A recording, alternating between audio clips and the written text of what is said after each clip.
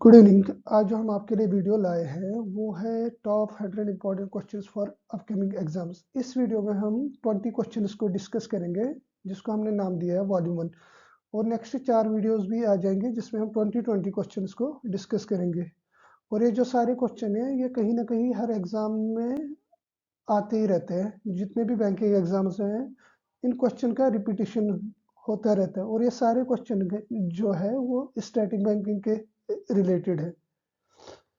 जो हमारा question number 1 है वो है commercial banks are mandated for maintenance of CRR with RBI according to which section. CRR का मतलब होता है कैश रिजर्व रेशियो। जो अभी करंट रेट है सीआरआर की वो है 4.5%। सीआरआर का मतलब कैश रिजर्व रेशियो होता है बैंक अपने डिपॉजिट का कुछ हिस्सा पब्लिक को लोन देने से पहले रिजर्व बैंक में रखती है, उसको बोलते हैं सीआरआर। जो हमारा क्वेश्चन नंबर 2 है वो है commercial banks are mandated for maintenance of SLR with RBI according to which section. ये जो दोनों क्वेश्चन हैं ये बैंकिंग इंडस्ट्री के प्राइमरी 2 क्वेश्चन हैं। जो एसएलआर होता है वो गवर्नमेंट सिक्योरिटीज, गोल्ड या कैश का कुछ हिस्सा जो commercial banks government securities, cash या गोल्ड के रूप में रखते हैं आरबीआई के पास, उसको बोलते हैं एसएलआर। ये जो परिभाषा एसएलआर की दी गई है वो दी गई है under section 24 of BR act. Question number 3 है कि जो रेट ऑफ इंटरेस्ट आरबीआई देता है जो बैंक्स उसके पास सीआरआर रखते हैं वो कितना है। तो इसका जो आंसर है वो है 0%। क्वेश्चन नंबर 4 है repos shall be undertaken for a minimum period of dash and maximum period of. तो रेपो मिनिमम 1 डे के लिए होता है और मैक्सिमम जो उसका पीरियड होता है वो 1 ईयर होता है। क्वेश्चन नंबर 5 जो है how many days of grace are allowed for calculation of due date in case of usance promissory note and bill of exchange as per section 22 of NI act. इसका जो answer होगा वो 3 days है। Question number 6 जो है वो maturity date of bill falls on public date the bill became payable on. इसमें पूछ रहा है कि if maturity date of a bill falls on a public holiday, अगर जो मैच्योरिटी डेट है किसी भी बिल का वो अगर उसका पब्लिक हॉलिडे के दिन पड़ता है तो बिल कब पेएबल होगी। जो इसका आंसर है वो है next preceding business day. For example अगर 26 जनवरी का बिल का डेट आ गया तो वो जो बिल पेएबल बनेगी वो 25 जनवरी को बनेगी। अब क्वेश्चन नंबर 7 जो है वो इसमें पूछ रहा है protection to paying banker available under section of NI act for payment of an instrument where alteration is not apparent. Paying banker को कौन सा सेक्शन प्रोटेक्ट करता है अगर अल्टरेशन जो है मटेरियल अल्टरेशन जो होती है वो विजिबल ना हो या जिसको हम बोलते हैं अपेरेंट ना हो। तो उसका जो आंसर है वो under section 89 of NI act है।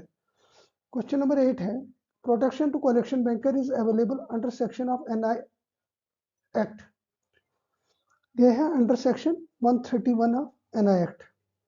कलेक्टिंग बैंकर को ये प्रोटेक्शन मिली है under section 131 of NI act और पेइंग बैंकर को ये जो प्रोटेक्शन मिली है वो है under section 89 of NI act.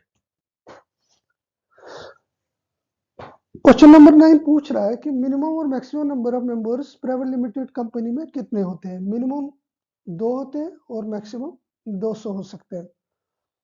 Question number 10 पूछ रहा है ये रिश्ता क्या क्या लेता है। Relationship between A bank and पेई ऑफ ए ड्राफ्ट इज।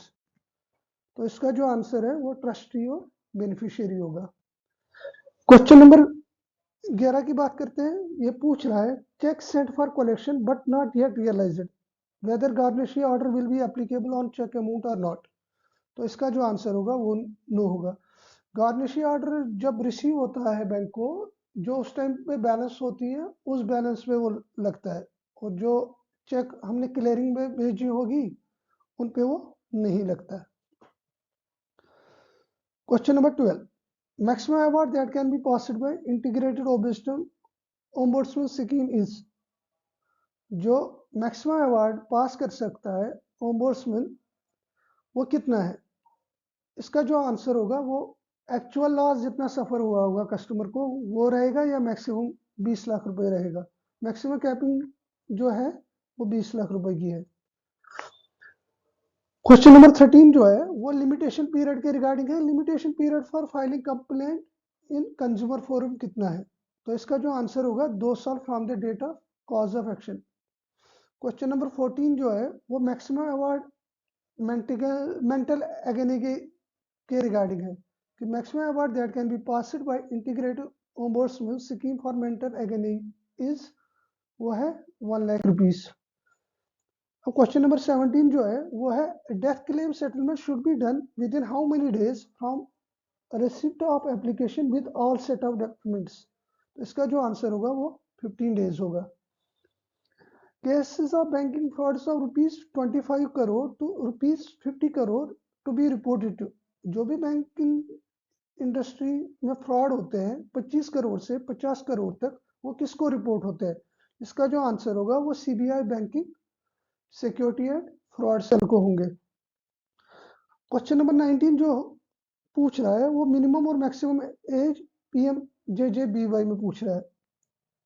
प्रधानमंत्री जीवन ज्योति बीमा योजना की जो एंट्री रेट होती है, एंट्री एज जो होती है वो होती है 18 ईयर्स और मैक्सिमम 50 ईयर्स तक इसमें जुड़ सकते हैं।